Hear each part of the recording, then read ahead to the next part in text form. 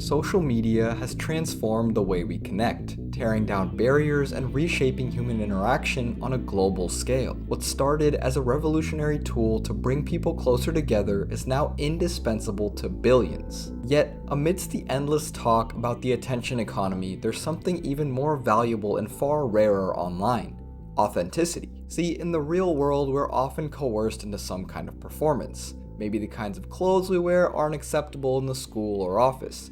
Maybe our natural way of speaking isn't polished enough for the workplace. Or maybe our values are at odds with the households in which we grew up. For many, the environment around us feels sterile, too pristine or rigid for us to confidently embrace our true character. Every day can mimic a draining performance, mimicking a character we think we're supposed to be, watching ourselves from behind a curtain, second-guessing our every move against unspoken rules we never quite agreed to. The early days of the internet offered an escape from this sterile existence. Anonymous platforms like Tumblr empowered us to share our interests and passions without fearing judgment. Social media spaces like MySpace or Facebook allowed us to craft our own little corners of the digital world, fit for decoration however we deemed fit. Online, we could reinvent ourselves, not in a deceptive way, but in a more authentic one. It was a place to freely curate content we consumed, connect with like-minded individuals, and share ideas without the bitter judgment of the physical world. This newfound freedom spurred the first generation of social media influencers, people who, in the real world, might have been dismissed or made fun of for their quirks, but online, found thousands or even millions of others who resonated with them deeply through their screens. Content of this era was simple: funny sketches in a backyard, makeup tutorials filmed in messy bedrooms, or loud, profanity-filled gaming videos. It wasn't polished or professional. It was real. Authenticity was the core of their appeal. These creators didn't strive to be anyone but themselves, and success often came by accident. They built tight-knit communities simply by being relatable, creating an undeniable sense of connection. When you watched PewDiePie playing games or Smosh comedy skits, it didn't feel like a production. It simply felt like we as viewers were in on the joke, part of their world. Fast forward a decade or two to today, and the ecosystem of our online presence has completely transformed. The internet is no longer a reinvention of ourselves, but an extended exaggeration of it. See, once corporations began to recognize the value of authenticity, they began putting millions of dollars behind these creators, creating an authenticity industrial complex. The more you document your most valuable and human moments, the more the value of the attention which came from it became. The creator who openly cried on camera or delved into the depths of their troubles got the highest payouts, simply because the audience respected them more than just as an entertainer, but almost as a friend. If that same person were to then endorse a brand, we'd project that same level of trustworthiness onto that company as well. If the modern economy runs on attention, then its most prized commodity is authenticity. Views and likes are great, but it's only meaningful actions like thoughtful comments or donating money that rely on a deeper connection than just attention. The internet was a place pioneered with an abundance of this authenticity, but over time, capitalism has sapped its value so violently that in many ways social media has devolved into the exact theater from which we seeked an escape to begin with. It's not just corporations either. Personal Instagram profiles are no longer filled with memes or goofy selfies, but with carefully chosen pictures of yourself from your best angles and posts carefully curated to maximize a particular vibe you would want someone to get when they first viewed your profile. Entire platforms have been created around the idea of being real, yet even within these systems, the content that keeps us glued from our screens often feels anything but. The truth is, most of our daily interactions are unremarkable, mundane even.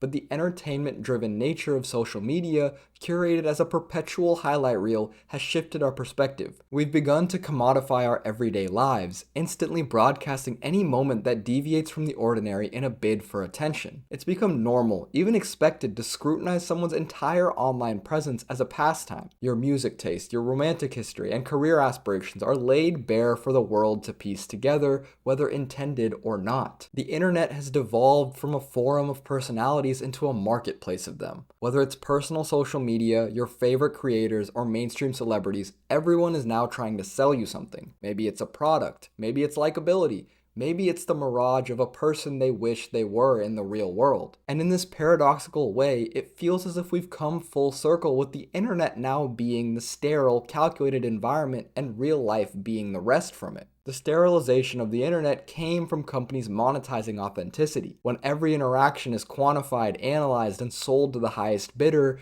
the organic connections which made things so special in the first place slowly lose their honest intentions. Things are just different when there's so much incentive behind the scenes. Companies are shilling millions of dollars into mascots, quirky TikToks, and your favorite influencers to make you feel like they too are an authentic brand, able to relate to you, your values, and your humor.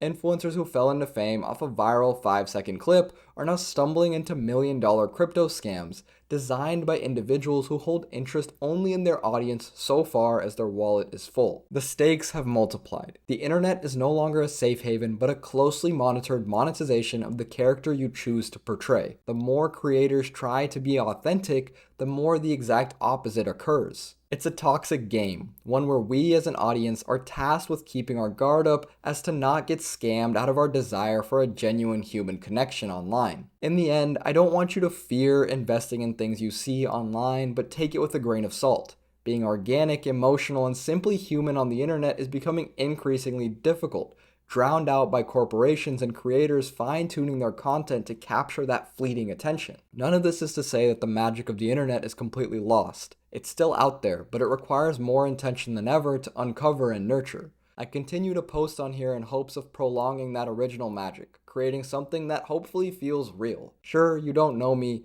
but in these rambles I find a piece of myself, and maybe in some small way I can inspire you to do the same. All I'll leave you with is this. If you encounter something or someone online that genuinely moves or inspires you, take a moment to connect with it on a human level. Leave a comment, join the conversation, or show your appreciation with an expectation for nothing in return. And if you experience something powerful in the real world, resist the urge to broadcast it immediately. Savor it. Let it exist without the need for likes or validation. It's only by embracing our quirks and genuinely interacting with one another that we preserve the internet's greatest treasure.